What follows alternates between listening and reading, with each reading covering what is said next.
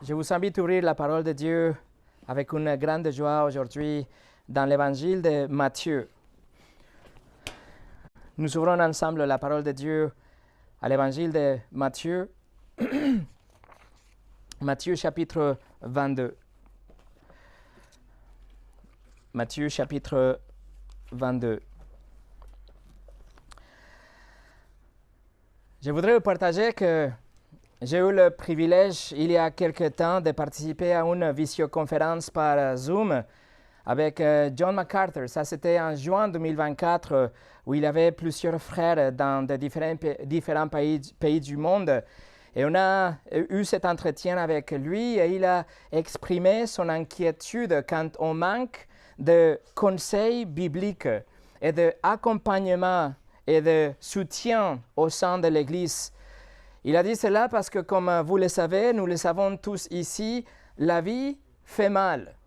La vie cogne. Néanmoins, en tant que chrétiens, nous ne sommes pas censés à mener ces combats seuls pour ensuite aller cacher nos cicatrices et sourire le dimanche devant tout le monde en prétendant que tout va bien. Et la triste réalité dans les églises, c'est que nous ne nous connaissons pas vraiment les uns et les autres.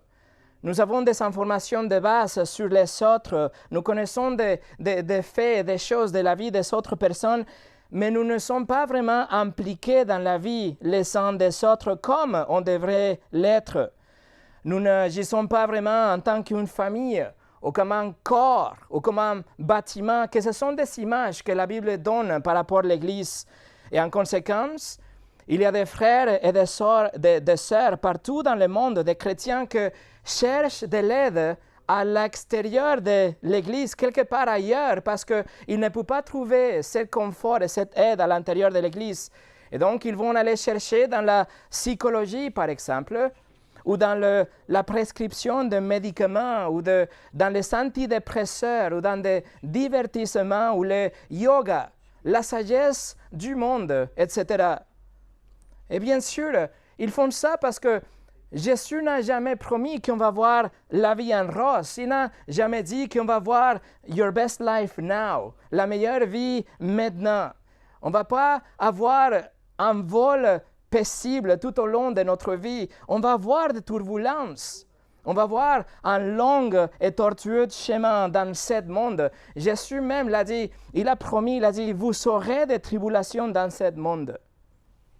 Qu'il s'agisse de difficultés financières aujourd'hui ou des enfants rebelles, ou la solitude, des problèmes conjugaux, ou la maladie, ou des batailles juridiques, un gouvernement tyrannique, découragement, frustration, péché, etc. Il y a toujours quelque chose qui va essayer de voler notre paix, notre sommeil, n'est-ce pas? La vie cogne. Dans cette petite pièce, avec le peu de personnes que nous avons aujourd'hui, nous avons tout un éventail de défis représentés ici. Et l'Église, c'est-à-dire chacun de nous, devrait être plus que capable et plus que disposé à apporter son aide et son encouragement et ses conseils et ses prières pour les autres. Nous devons être cette main tendue et ce soutien pour nos frères et nos sœurs, que nous devons être là, les uns pour les autres, non seulement quand la vie fait mal, mais aussi dans des moments de célébration et de bénédiction et de louange. Pensez-y, mes amis, où nous serions si chacun d'entre nous, nous étions disponibles et disposés pour être une main bienveillante, une épaule pour pleurer, un mot d'encouragement pour nos frères et nos sœurs, un big hug réconfortant, vous savez, ou même une réprimande biblique, une prière émouvante dans des moments de détresse, un cœur qui aime nos frères et nos sœurs, qui cherche le bien des autres, pas notre propre bien, notre satisfaction, mais d'être une bénédiction pour les autres. Imaginez-vous comment serait l'Église si nous prenons tout ça comme notre objectif? Et si nous apprenions à nous connaître bien? Et si du coup, nous voulons ouvrir notre vie à nos frères et nos sœurs, et nous allons ouvrir nos foyers, et nous allons ouvrir nos oreilles, et nous allons passer des temps de qualité, intéressés pour l'autre personne, pas forcément en déversant toutes nos frustrations et qu'est-ce que ça se passe dans notre vie, mais être intéressé pour les autres, s'impliquer dans la vie des autres. Imaginez-vous la bénédiction. Et donc, j'ai demandé à John MacArthur lors de cette réunion par Zoom, j'ai posé la question, j'ai dit, que feriez-vous pour réveiller une congrégation dans ce sens? Que feriez-vous pour conduire l'Église dans cette direction? Prêcheriez-vous une série sur les uns les autres? Le commandement de la Bible qui nous dit quoi faire avec les uns et les autres. Par les uns les autres, je veux dire ça. Je veux dire les attitudes et les prescriptions que l'Église doit avoir envers les uns les autres afin de refléter l'amour de Christ qu'il a déversé sur chacun de nous. Donc je lui posais la question. Prêcheriez-vous une série sur les uns les autres? Et MacArthur répondit, c'est exactement ce que je ferai. Il a dit, en fait, c'est ce que j'ai l'intention de faire quand je reviens à prêcher, car nous avons beaucoup de nouvelles personnes dans notre Église, et c'est ce qu'il y a à la base, les uns et les autres. Donc aujourd'hui, mes amis, je vous invite à me joindre dans une petite série, une mini-série, une série nouvelle, pour découvrir ensemble ce que la parole de Dieu dit que devrait être notre attitude et nos actions envers les uns et les autres. C'est ce qu'on va voir aujourd'hui. On commence une mini-série d'enseignements, mais avant de commencer, prions ensemble. Seigneur, nous voulons nous comporter comme tu veux que nous nous comportions. Nous voulons être semblables à Christ. Nous voulons être l'épouse blanche, ton Église, qui a des attitudes semblables à celles de Christ. Et nous n'avons pas un moyen de connaître tes instructions et ta volonté qu'à travers ta parole. Et donc aujourd'hui, Seigneur, nous prions que tu bénis la prédication de ta parole et cette étude pour qu'on puisse saisir les principes que nous allons voir dans cette série et qu'on puisse les appliquer par la suite pour que ton Église, même si nous sommes 5 personnes, 10 personnes, 20 personnes, qu'on puisse être l'Église que tu veux que nous soyons. Au nom de Jésus. Amen. Et le titre de ce message est tout simplement le but. Le but. Alors, quand on arrive à Matthieu chapitre 22, nous sommes déjà dans la dernière semaine de la vie de Jésus, juste avant la croix. Il a déjà entré triomphalement à Jérusalem au chapitre 21, mais l'opposition des leaders religieux est bien plus forte qu'avant. Au chapitre 22, il est interrogé par rapport aux impôts. Les gens, les pharisiens, les leaders religieux veulent l'accuser. Ils essayent de voir qu'est-ce qu'il va répondre pour après l'accuser. Et après, les Sadduciens viennent l'interroger sur la résurrection et Jésus utilise cette question pour maintenant enseigner la foule. Et maintenant, il est confronté par les pharisiens. Donc, regardez Matthieu chapitre 22, versets 34 au 40. Matthieu 22, versets 34 au 40. Les pharisiens, ayant appris qu'il avait réduit au silence les Sadduciens, se rassemblèrent et l'un d'eux, docteur de la loi, lui posa cette question pour l'éprouver. « Maître, quel est le plus grand commandement de la loi ?» Jésus lui répondit, « Tu aimeras le Seigneur ton Dieu de tout ton cœur, de toute ton âme et de toute ta pensée. C'est le premier et le plus grand commandement. Et voici le second qui lui est semblable. Tu aimeras ton prochain comme toi-même. De ces 2 commandements dépend toute la loi et les prophètes. » Alors que nous nous disposons à explorer les commandements qu'on va appeler les uns les autres dans cette courte série, je voudrais aujourd'hui commencer pour regarder ce texte sous quatre points. Nous allons voir le malentendu, le but le témoignage et la condition. Alors, on va voir ensemble. Premièrement, le malentendu. Il faut savoir, mes amis, que dans le Nouveau Testament, il y a 59 commandements adressés à l'Église où on nous dit comment nous devons penser, agir, nous comporter, ce qu'il ne faut pas faire, etc., les uns envers les autres dans l'Église. Et le mot utilisé, c'est le grec allélon, qui signifie justement l'un l'autre, ou les uns les autres, ou réciproquement, mutuellement, etc. Ces mots apparaissent 100 fois dans 94 versets dans le Nouveau Testament et 59 fois sur ces 100 occurrences de ces verbes, ou quelques-uns de plus ou de moins selon comment vous les considérez, sont des commandements. 59% de ces occurrences sont des commandements et 60% de ces commandements apparaissent dans les épîtres de Paul dirigés directement à l'Église. Donc, par exemple, soyez patients les uns vers les autres, Éphésiens 4:2. Consolez-vous les uns les autres. Ne mordez pas, ne vous dévorez pas et ne vous consumez pas les uns les autres. Priez les uns pour les autres. Exhortez-vous les uns les autres, etc.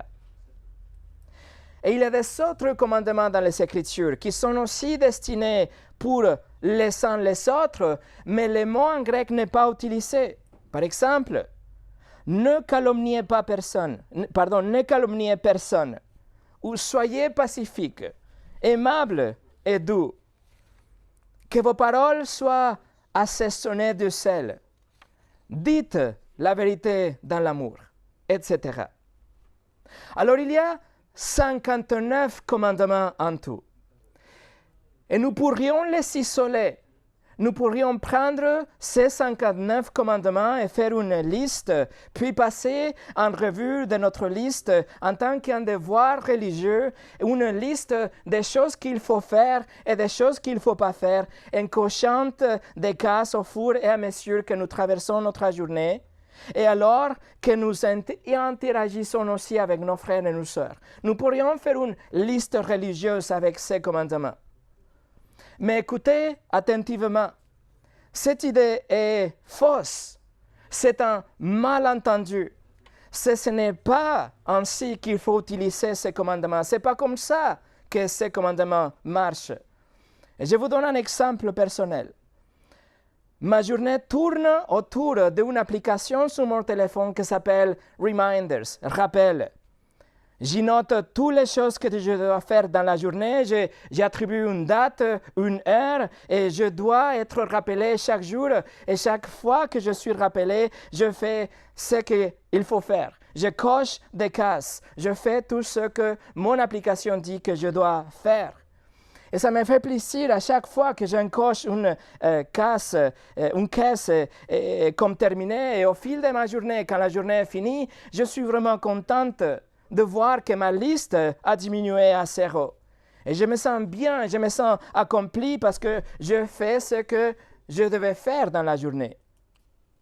Mais le problème avec ça, c'est que ma liste devient le but de ma journée.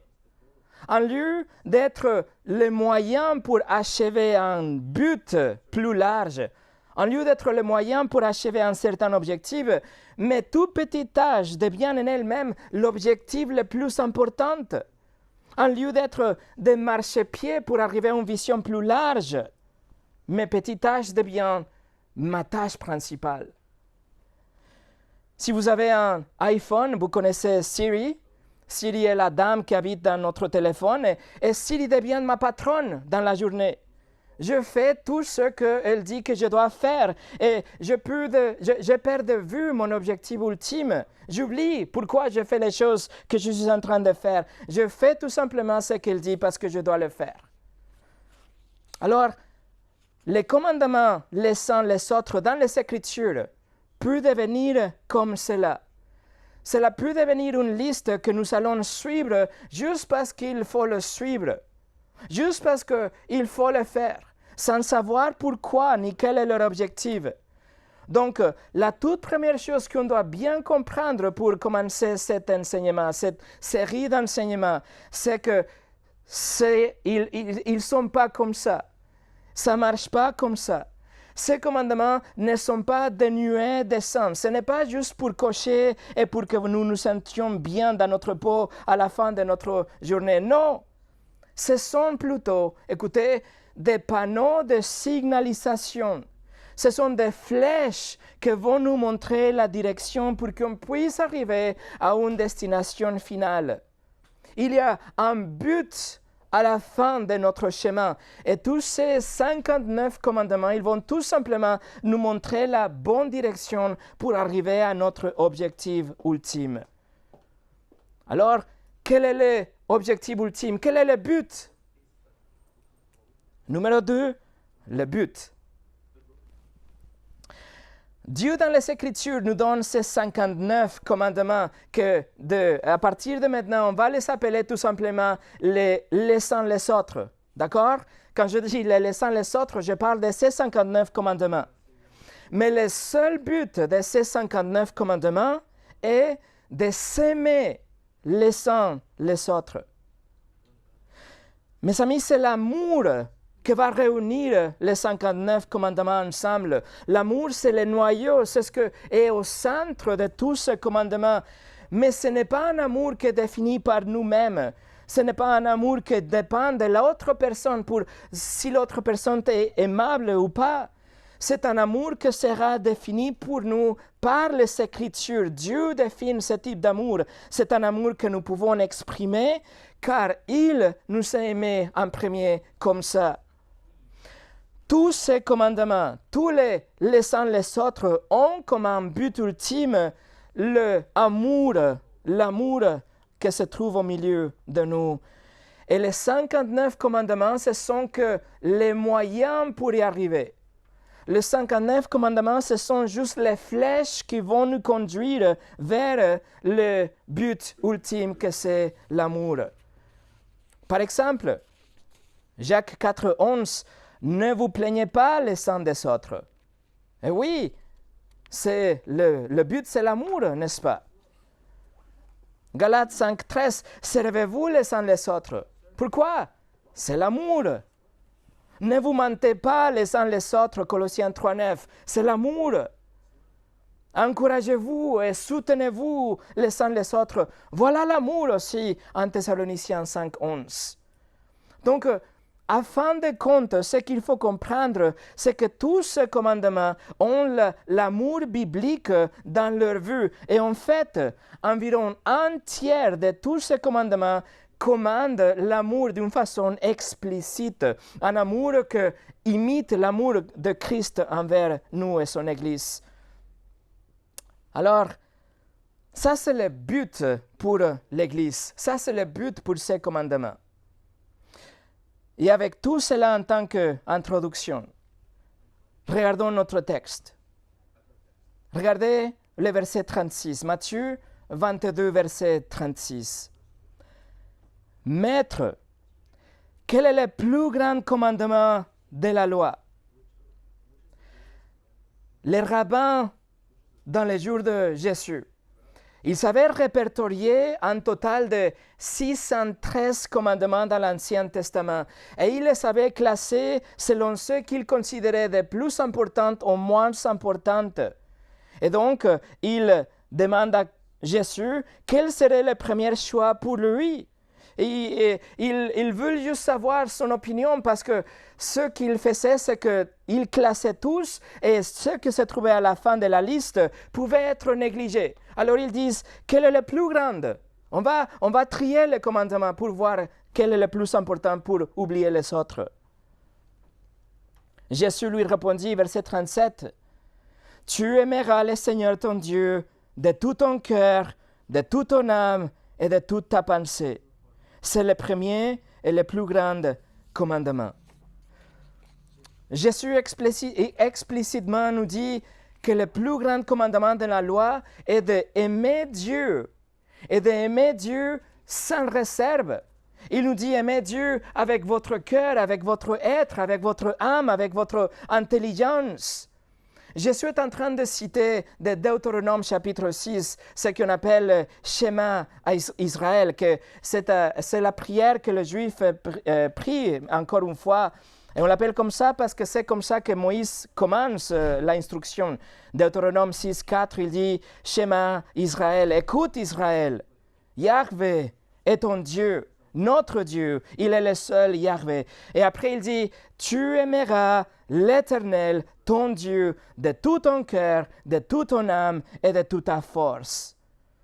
Et ces passages, ensemble avec 12 autres passages, sont récités aujourd'hui 12 fois par jour par les Juifs du monde entier. Ce n'est pas seulement une déclaration de monothéisme, mais c'est aussi une identification avec l'Éternel, Dieu de la Bible, en tant que le seul vrai Dieu. Mais aussi c'est un rappel de l'amour pour Dieu qui devrait envahir notre être entièrement. Et Jésus le cite comme étant le plus grand de tous les commandements. Et vous dites, mais j'ai l'impression que je n'aime pas Dieu comme ça. Oui, j'aime Dieu, mais je ne peux pas dire que j'aime Dieu comme ça avec tout mon être. Et la réponse est que l'amour biblique, ce n'est pas un sentiment, ce n'est pas une émotion, mais c'est une décision. Vous décidez de faire de votre relation avec Dieu votre priorité. Et vous décidez de lui faire plaisir, de suivre sa volonté, d'éviter ce que lui déplaît. Vous décidez d'aimer Dieu avec votre raison, avec votre intelligence, avec votre corps, vos attitudes, vos priorités, votre argent, votre temps libre, votre routine de chaque jour. Bref, avec votre vie et tous les domaines de votre vie. Vous le décidez. Notre amour, bien sûr, n'est pas parfait. Nous sommes des créatures pécheresses. Mais malgré tout, nous nous fixons comme notre objectif d'accroître cet amour parce que nous voulons aimer Dieu comme ça. Et en conséquence de cet amour pour Dieu, vous aimerez les autres aussi. Et vous aimerez les autres parce qu'ils sont créés à l'image de Dieu, mais aussi c'est parce que c'est la volonté de Dieu et vous voulez aimer les autres car c'est la volonté de Dieu et vous voulez faire ce qu'il vous dit à faire parce que vous l'aimez. Et c'est ce que Jésus dit dans le verset 39. Et voici le second qui lui est semblable. Tu aimeras ton prochain comme toi-même. Et le commandement ici est d'aimer notre prochain. Qui est notre prochain? Ça veut dire tout le monde. Ça veut dire les croyantes et les non-croyantes. Et Jésus nous dit de les traiter aussi bien comme nous traitons notre propre corps. Si vous aimez votre voisin, par exemple, comme vous vous aimez vous-même, vous ne lui mentiriez pas. Vous ne lui voleriez pas, vous ne convoiteriez pas sa maison, etc. Et vous seriez aussi proactif dans le partage de l'Évangile. Vous allez le supplier de se repentir et venir à Christ. Cet amour va au-delà de la simple gentillesse. C'est un amour qui est intéressé même à l'éternité de la personne parce que c'est comme ça que vous vous aimez vous-même, n'est-ce pas? Vous êtes bienveillante envers vous-même, mais vous gardez un œil sur le ciel parce que vous savez que l'éternité est la chose la plus importante. Et donc vous faites la même chose avec les autres. Vous aimez Dieu et vous aimez votre prochain. Et Jésus nous dit que ces deux choses accomplissent toute la loi. Et toute la loi, tous les 10 commandements peuvent être résumés là-dedans. Les 2 tables de la loi sont résumées là-dedans dans ces 2 commandements. Et c'est ce qu'il dit dans le verset 40. De ces 2 commandements dépend toute la loi et les prophètes. Ce sont les 2 plus grands commandements et ils ont été accomplis parfaitement par Jésus-Christ notre Seigneur.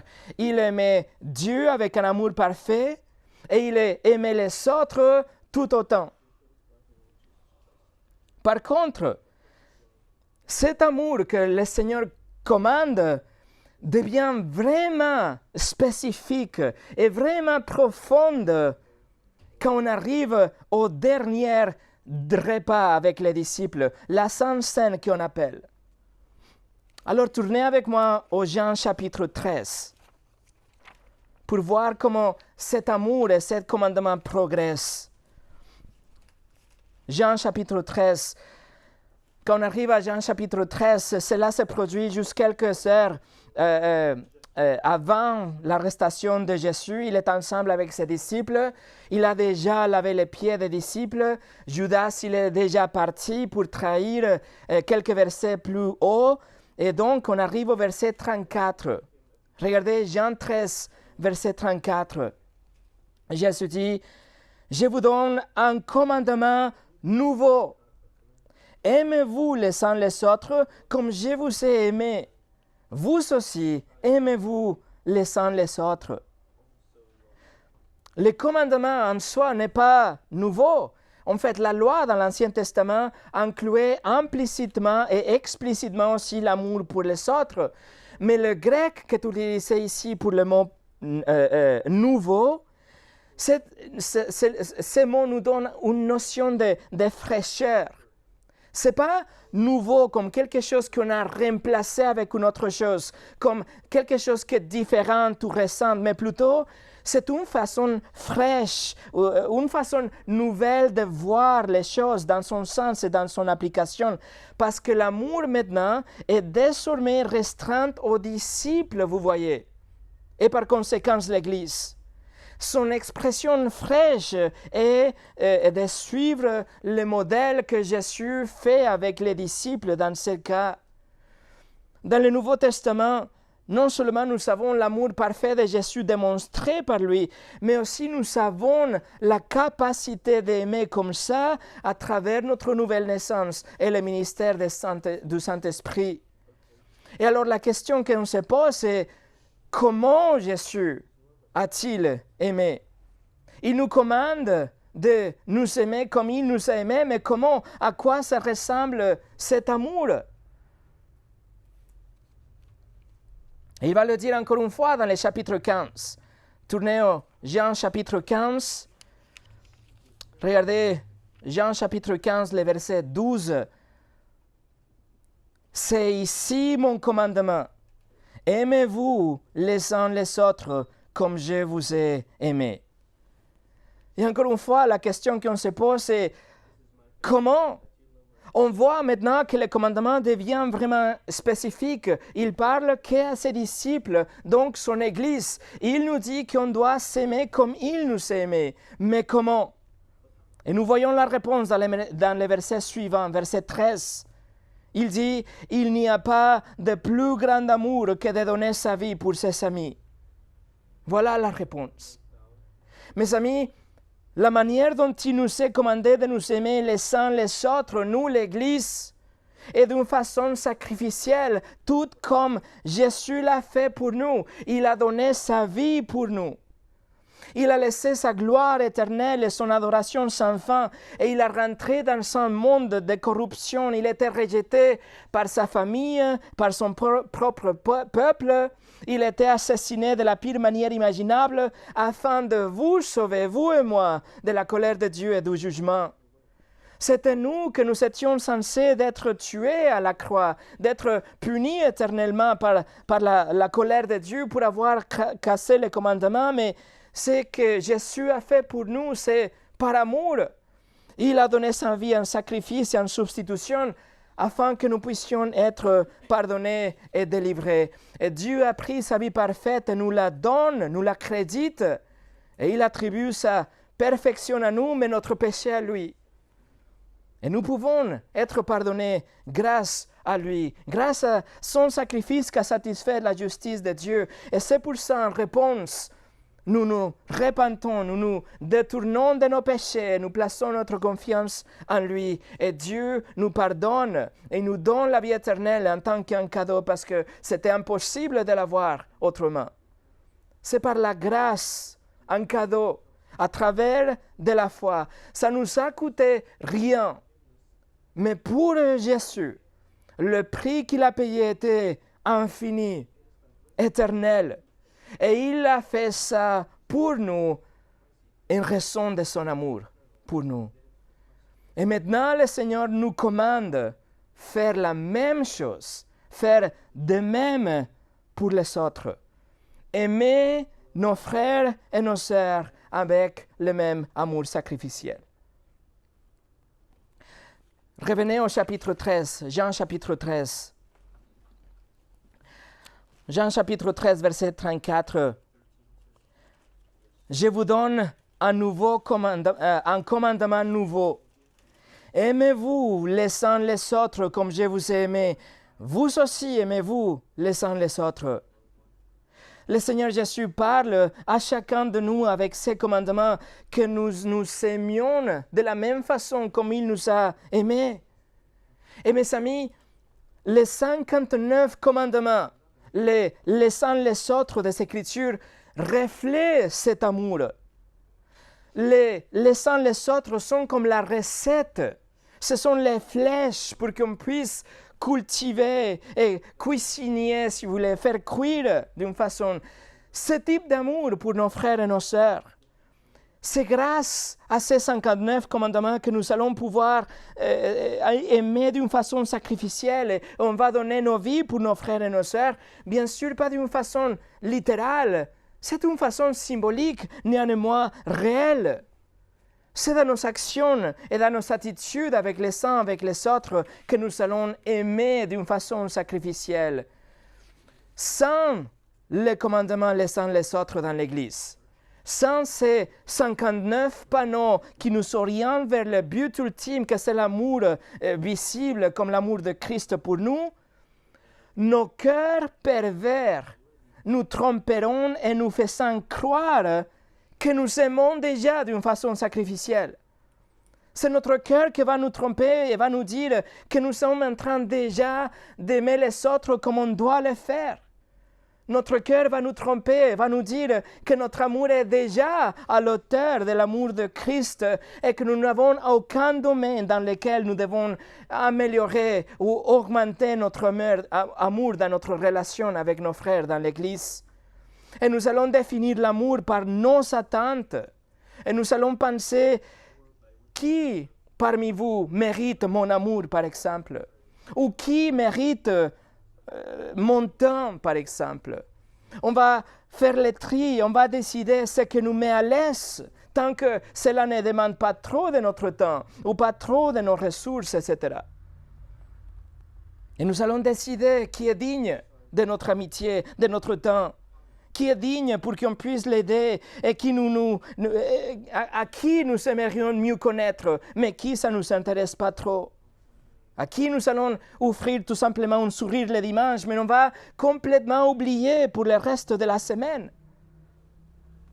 Et Dieu nous appelle à nous aimer les uns les autres, tout comme Jésus nous a aimés. Et cet standard est parfaitement défini pour nous dans les Écritures à travers les 59 panneaux qu'on appelle les uns les autres. Et dans le texte de Matthieu qu'on a vu tout à l'heure, nous avons vu que nous devions aimer notre proche comme nous nous aimions nous-mêmes. Mais ici, notre amour doit être vers nos frères comme Jésus nous a aimés. Et tel est le but dans nos relations. Et pour y arriver, nous sommes guidés par les uns les autres, pour pouvoir aimer comme Jésus nous a aimés.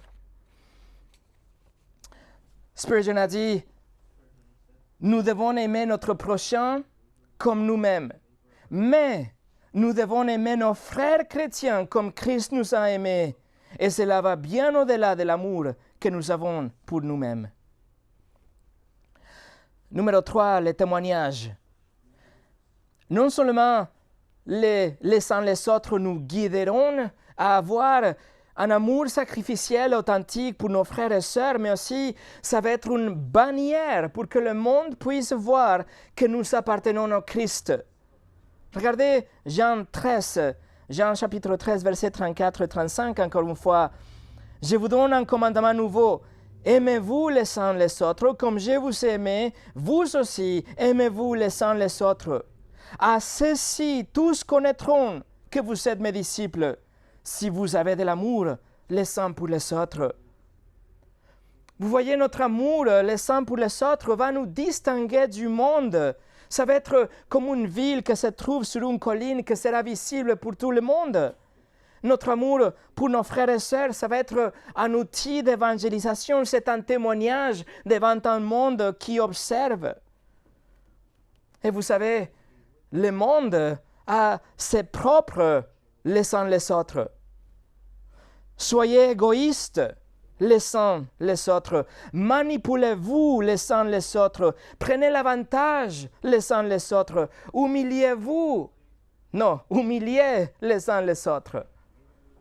Rivalisez les uns les autres. Ignorez les uns les autres, etc.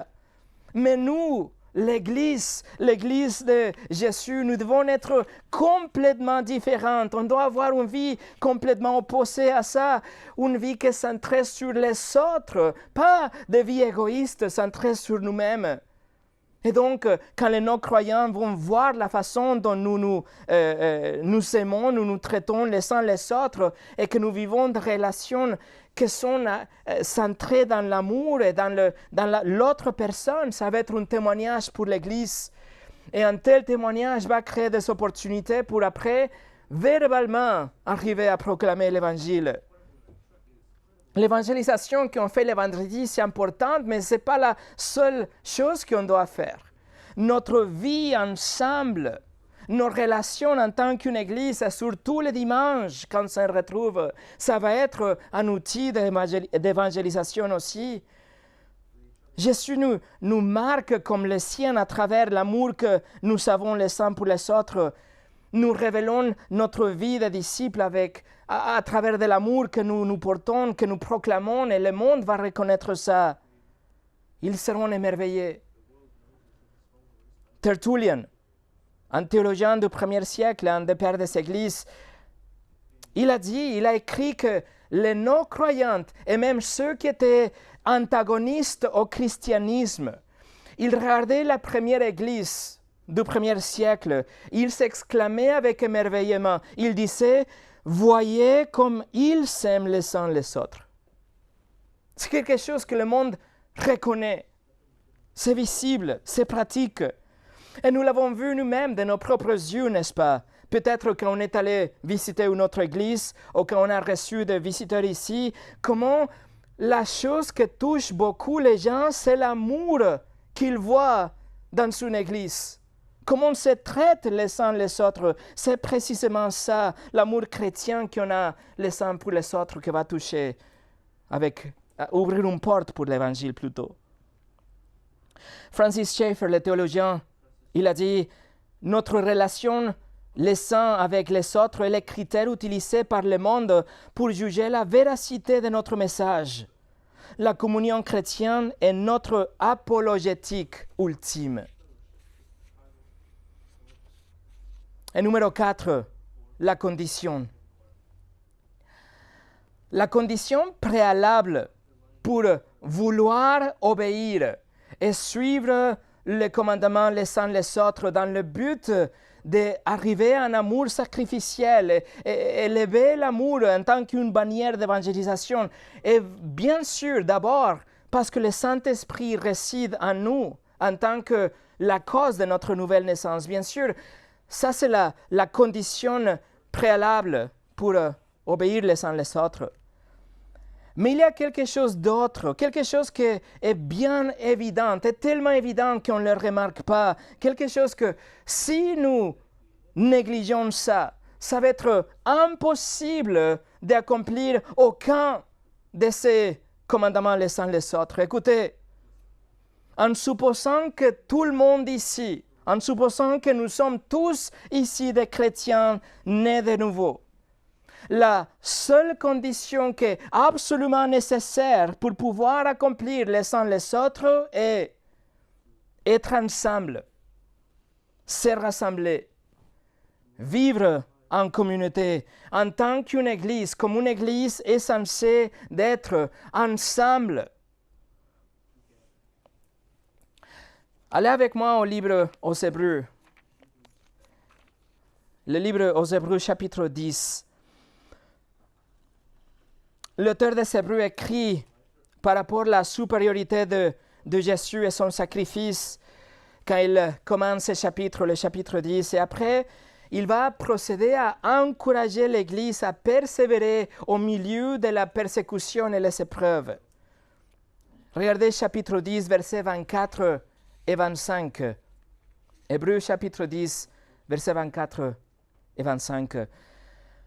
Veillons les uns sur les autres pour nous exciter à l'amour et aux bonnes œuvres. N'abandonnons pas notre assemblée comme c'est la coutume de quelques-uns, mais exhortons-nous réciproquement, et cela d'autant plus que vous voyez s'approcher les jours.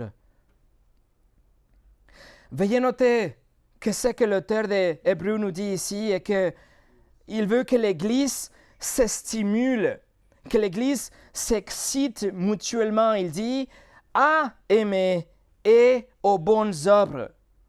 Ça, c'est le but, encore une fois. C'est l'amour, le but qui se traduit par de bonnes œuvres. C'est l'amour dans l'action, c'est l'amour dans les actes, c'est l'amour comme celle de Christ. C'est un amour, et donc il a agi, il a fait quelque chose, il a donné sa vie en sacrifice. Mais pour que cet amour se produise, l'instruction est claire dans le verset 25. Il dit, « N'abandonnons pas notre assemblée. » Nous ne pouvons pas nous stimuler à l'amour. Nous ne pouvons pas donner, faire de bonnes œuvres pour les autres. Nous ne pouvons pas recevoir de bonnes œuvres de la part des autres. Nous ne pouvons pas accomplir aucun de ces 59 commandements les uns les autres. Nous ne pouvons pas aimer comme Jésus nous a aimés si nous abandonnons notre assemblée. Et cela se réfère évidemment au rassemblement des saints le dimanche, notre culte de dimanche, le jour du Seigneur, votre Église, votre congrégation. Ne l'abandonnez pas. Lorsque un chrétien volontairement et récurremment laisse que l'apathie, la fatigue, la pluie, le soleil, les difficultés de transport, la circulation trop dense, le manque de travail, trop de travail, les visites familiales, les amis, la plage, le découragement, la distance, etc., etc. Bien sûr, il y a des moments de force majeure, bien sûr. Il y a des moments où ça devient pratiquement impossible de venir à l'église. Mais cela doit être dans une perspective objective et aussi exceptionnelle. Mais quand un chrétien volontairement et récurremment décide de rater l'église, la Bible appelle ça un péché. Une désobéissance volontaire. C'est une rébellion à ce que la Bible prescrit ici, le rassemblement de saints. C'est contre sa parole telle qu'elle est prescrite ici dans l'Épître aux Hébreux. Et le problème, mes amis, c'est plus large que ça. C'est qu'avec un seul acte de désobéissance, vous ratez l'Église récurremment, volontairement, alors il n'y a aucun moyen d'accomplir les autres commandements. C'est-à-dire, vous êtes en train de ne pas obéir les autres 59 commandements qui étaient censés être accomplis dans une vie de communauté. Et vous allez désobéir, et parce que vous ne pouvez pas accomplir les autres les uns les autres, alors vous ne laissez pas que les autres, nous puissions accomplir les uns les autres avec vous. Et vous voyez le problème. Mes amis, quand vous ratez l'église, ou quand vous venez et vous sortez tout de suite, non seulement vous vous privez de cette opportunité d'obéir Hébreux 10, 25, et aimer vos frères et vos sœurs et faire de bonnes œuvres pour eux, pour elles, à travers les uns les autres.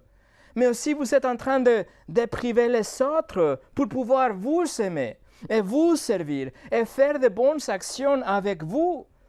Si vous ne s'ouvrez pas votre vie et votre cœur et on ne sait pas ce que ça se passe dans votre cœur, on n'a pas de moyen de savoir comment nous pouvons vous servir, comment nous pouvons vous aider, comment nous pouvons prier pour vous. Le verset 25 nous dit, ne faites pas ça.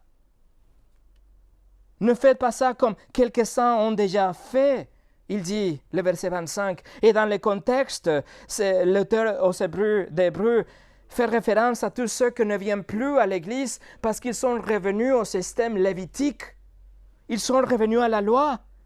Et donc, l'auteur des Hébreux, il dit, non, rassemblez-vous. Il ne faut pas abandonner votre assemblée parce que votre assemblée, c'est le moyen que Dieu aussi donne pour vous protéger.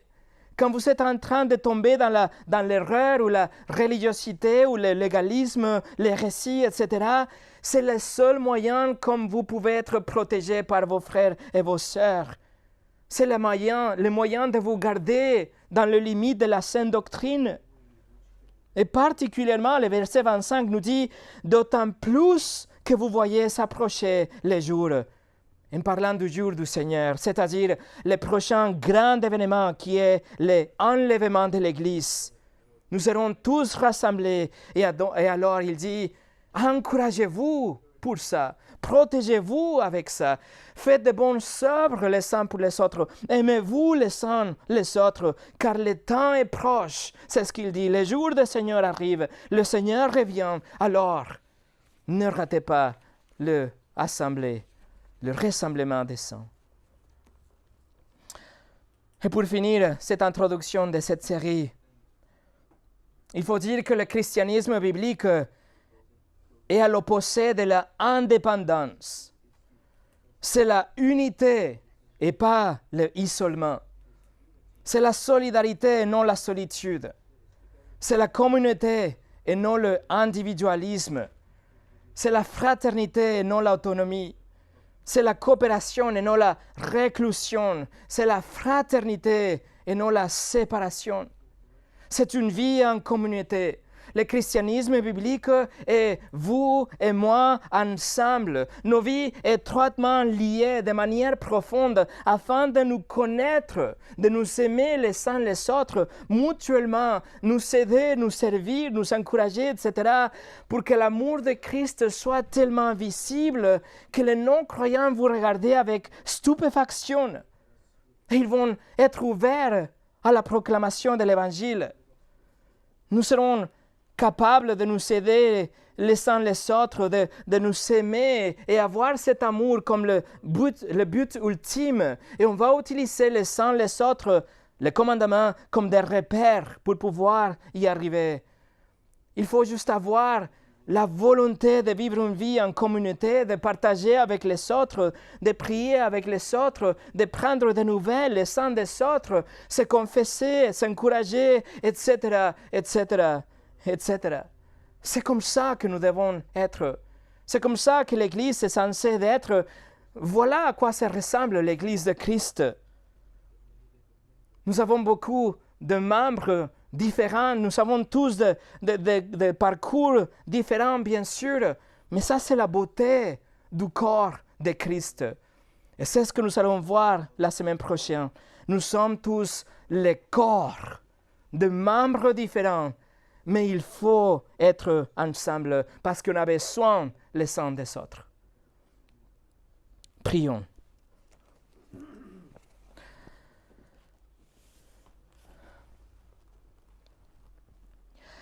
Seigneur, nous reconnaissons que nous sommes loin d'être comme nous devons être.